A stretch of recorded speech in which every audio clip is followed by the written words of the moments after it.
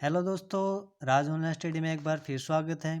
दोस्तों, आज मैं आपके लिए लेकर आया हूँ स्पोर्ट्स से संबंधित जीके। देखो दोस्तों, दो तरह की जीके होती है। एक होती है स्टैटिक जीके और दूसरी होती है दोस्तों नॉन स्टैटिक जीके। ठीक है, तो वो जो स्टैटिक जीके होती है दोस्तों, वो चेंज नहीं होती है। यानी जो चीज़ आज से 10 साल पहले थी, ठीक है, तो वही चीज़ आज से 15 साल भी वैसी ही है। ठीक है, कि उस जीके में कोई चेंज नहीं हो रहा, वो होती है स्टैटिक जीके। और जो जीके मतलब जैसे ईयर के बाद सेकंड ईयर आया, उसके अंदर चेंज होगी। जैसे बोल दिया कि आज यूएनओ में 5 सदस्य हैं, ठीक है, उसे अगले जो टाइम आया तो उसमें हो सकता है उसके यूएनओ के सदस्य 7 हो चुके हों। तो अगर हम वो जीके पढ़ रहे हैं कि यूएनओ के जो सदस्य हैं वो 5 हैं, लेकिन आज के टाइम तो वो 7 हो चुके हैं, ठीक है, तो वो स्टैटिक जीके नहीं है। लेकिन कोई भी चीज़ पहले घटना घट चुकी है या कोई खेल से संबंधित है, कोई किसी ने मेडल जीता है या उस खेल में उस चीज़ को क्या बोलते हैं, क्या नियम है, वो स्टैटिक जीके है दोस्तों। यानी उसके अंदर कोई चेंज नहीं होता है। ठीक है, तो ये जो खेल से संबंधित आज मैं आपके लिए जीके लेके आए हूँ, वो सारे की सारी स्टैटिक जीके है। ठीक है दोस्तों, चलिए शुरू करते हैं। ओलंपिक में किस स्पर्धा के फाइनल तक पहुंचने वाली पहली भारतीय महिला थी? तो पहली भारतीय महिला थी पीटी उषा। ठीक है, तो पीटी उषा ही थी जो सबसे पहले ओलंपिक में गई थी, पहली भारतीय महिला वही थी। किस खेलकूद व्यक्ति को पाइली एक्सप्रेस के नाम से जाना जाता है? पाइली एक्सप्रेस, वो भी पीटी उषा ही थी। वह कौन सा खिलाड़ी है जिसने क्रिकेट एवं हॉकी में भारत का प्रतिनिधित्व किया था? दोनों ही मतलब जो वो खेल थे, दोनों खेलों में अगर कोई प्रतिनिधित्व करने वाला तो पहला खिलाड़ी था एम जे गोपाल्य, जो क्रिकेट भी खेलता था और हॉकी भी, दोनों का उन्होंने भारत का प्रतिनिधित्व किया था। ठीक है दोस्तों, टू हेल विद हॉकी नामक पुस्तक की रचना किस हॉकी खिलाड़ी ने की है? तो उस हॉकी खिलाड़ी का नाम है असलम शेर खां। आगे है, किसी भी विश्व चैंपियनशिप पदक में जीतने वाली पहली भारतीय एथलीट कौन है? तो पहली भारतीय एथलीट है दोस्तों अंजू बॉबी जॉर्ज। ठीक है दोस्तों, तो आगे है, भूटान का राष्ट्रीय खेल क्या है? तो जो भूटान का राष्ट्रीय खेल है दोस्तों, वो तीरंदाजी है। Lakshmibai national institute of physical education कहाँ पे स्थित है? तो ये है दोस्तों ग्वालियर में। ठीक है, एशिया खेल का नामांकन किसने किया था? जो हम एशिया खेल खेलते हैं तो उसका जो नाम दिया था वो दिया था दोस्तों पंडित जवाहरलाल नेहरू ने। एशियाई खेल होते हैं जो। उसके बाद ओलंपिक के आदर्श उद्देश्य क्या हैं? ठीक है, तो ओलंपिक के आदर्श वाक्य हैं जो क्या है, अल्टियस अल्टियस सेटियस फोर्टियस। ठीक है, ये इंग्लिश में हो गए, लेकिन हिंदी में से बोलते हैं तेज, ऊंचा और बलवान। आगे है, भारत में कितनी बार ओलंपिक खेल में हॉकी का स्वर्ण पदक जीता है? तो 8 बार हॉकी में जो भारत है वो स्वर्ण पदक जीत चुका है। उसके बाद है दोस्तों, पंजाब के जालंधर जिले में किस गांव को नर्सरी ऑफ हॉकी प्लेयर कहा जाता है? तो वो है दोस्तों संसारपुर। संसारपुर एक ऐसी जगह गांव है दोस्तों पंजाब का जिसमें से सबसे ज़्यादा हॉकी के खिलाड़ी इंडिया टीम में आए हैं। ठीक है, उसके बाद है दोस्तों, गोल्फ गेंद का वजन कितना होता है? तो गोल्फ गेंद का वजन होता है 1.5 औसत। आसफा पावेल किस खेल से संबंधित हैं? खेल स्पर्धा से संबंधित हैं, तो है एथलीट यानी दौड़ से। ठीक है, तो आसला पावेल है जो खेल से संबंधित है। आसफा पावेल किस देश की एथलीट है? तो ये जो दौड़ने वाली धावक है, एथलीट है, वो जैमिका की है। दोस्तों ये वुमेन है। अगर अपने से पूछे कि दुनिया का सबसे तेज़ दौड़ने वाला मैन कौन है, एथलीट कौन है, तो वो भी जमैका का ही है दोस्तों। उसका नाम है उसेन बोल्ट। ठीक है, उसेन बोल्ट उसे हम बोलते हैं। उसके बाद है एशिया खेलों का प्रतीक चिन्ह क्या है। काफ़ी इंपॉर्टेंट क्वेश्चन है दोस्तों। प्रतीक चिन्ह एशियाओं का है चमकता सूरज। अगर अपने से पूछे कि ओलंपिक का क्या है, तो उसमें हम बोलेंगे कि 5 जो चक्कर होते हैं, 5 गोले होते हैं, वो अलग अलग कलर के होते हैं, वो एशिया ओलंपिक का जो प्रतीक है। ठीक है, उसके बाद है दोस्तों सबसे अधिक बार एशियाई खेलों का आयोजन किस शहर में हुआ है, तो वो है बैंकॉक में। कबड्डी खेल की शुरुआत किस देश से हुई, तो कबड्डी खेल की शुरुआत हमारे भारत से हुई है। कबड्डी खेल के एक पक्ष में खिलाड़ियों की संख्या कितनी होती है, तो खिलाड़ियों की संख्या होती है 7।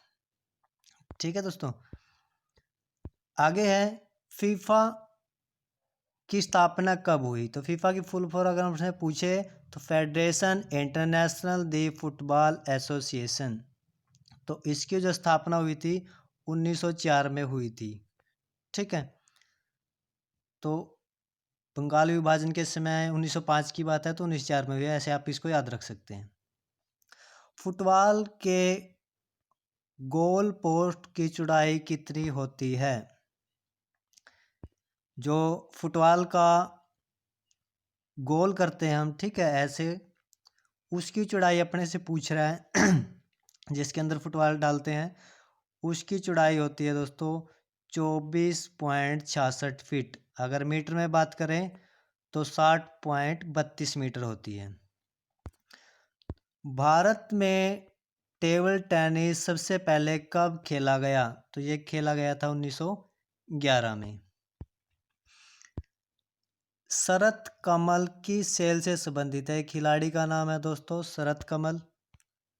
ठीक है,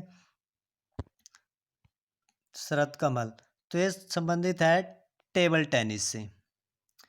राष्ट्रमंडल खेल किन वर्षों में अपने निर्धारित समय से आयोजित नहीं हुए हैं, तो ये 2 वर्ष थे ऐसे दोस्तों जहाँ पे जो टाइम कुछ और था उनका, लेकिन अपने टाइम से अलग समय से वो शुरू हुए थे, आयोजित किए गए थे 1942 और 46 में। मतलब ये द्वितीय विश्व युद्ध की वजह से।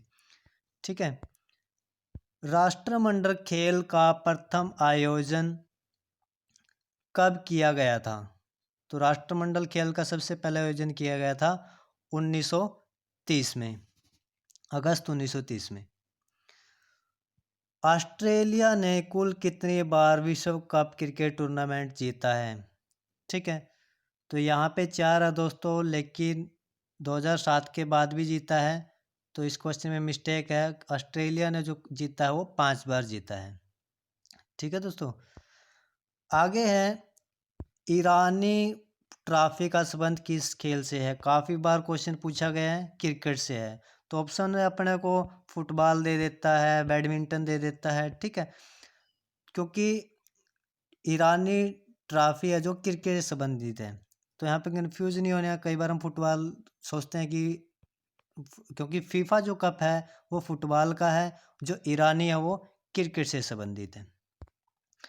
उसके बाद है ब्रुकलिन खेल मैदान बेसबॉल किस देश में है, तो वो है संयुक्त राज्य अमेरिका में। आगे देखते हैं दोस्तों,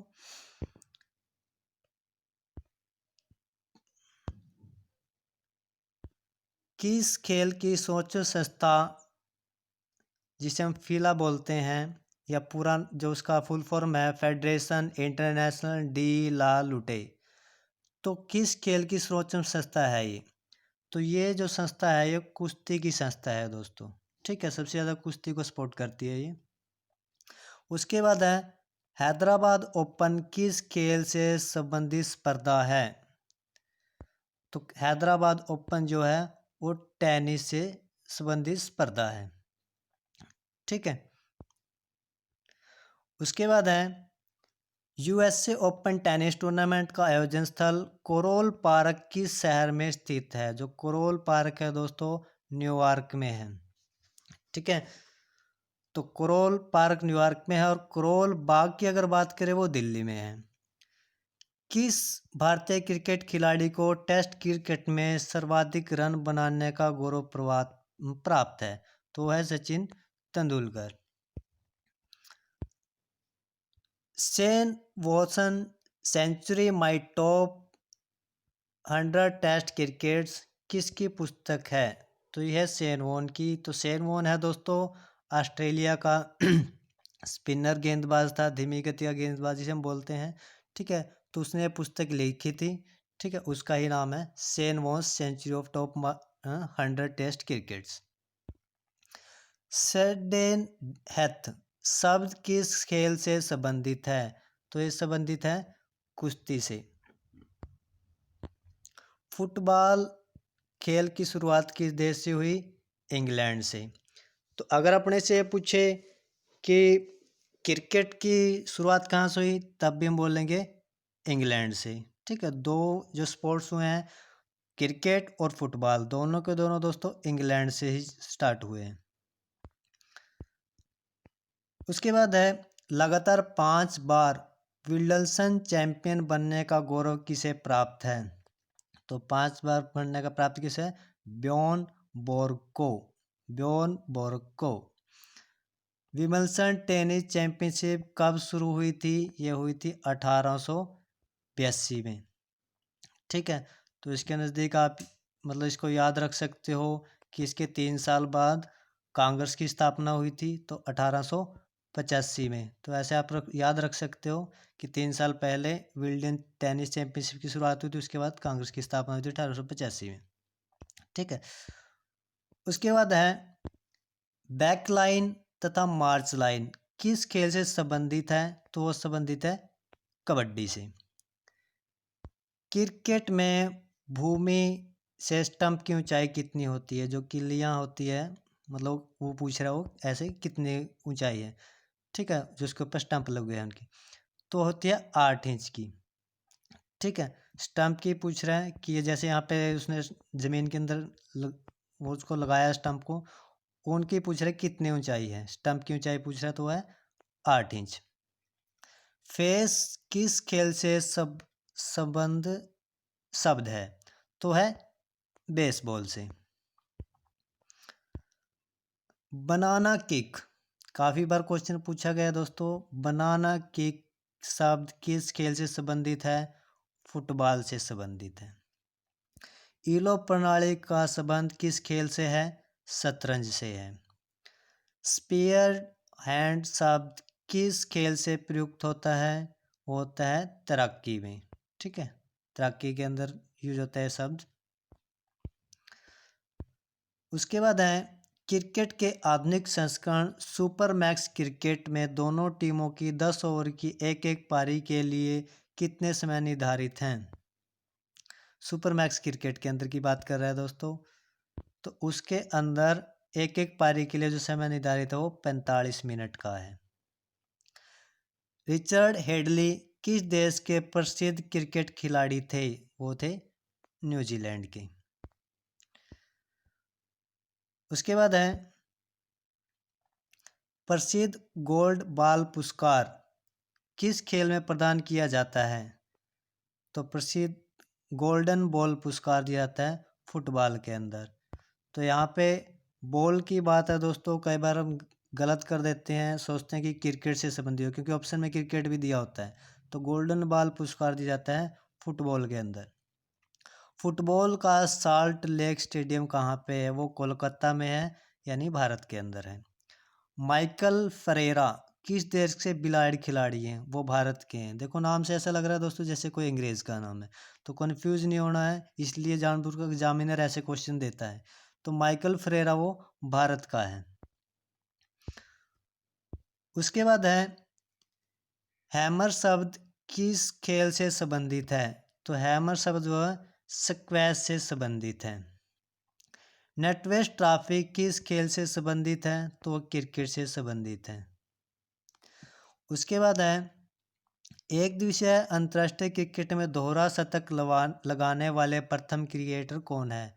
तो प्रथम क्रिकेटर हैं सचिन तेंदुलकर। और अगर अपने से ये पूछे कि एक दिवसीय अंतर्राष्ट्रीय क्रिकेट के अंदर सबसे ज़्यादा है, ठीक है, अगर हाईएस्ट की बात करें सबसे ज़्यादा दोहरा शतक लगाने वाले कौन हैं, तो वो है रोहित शर्मा।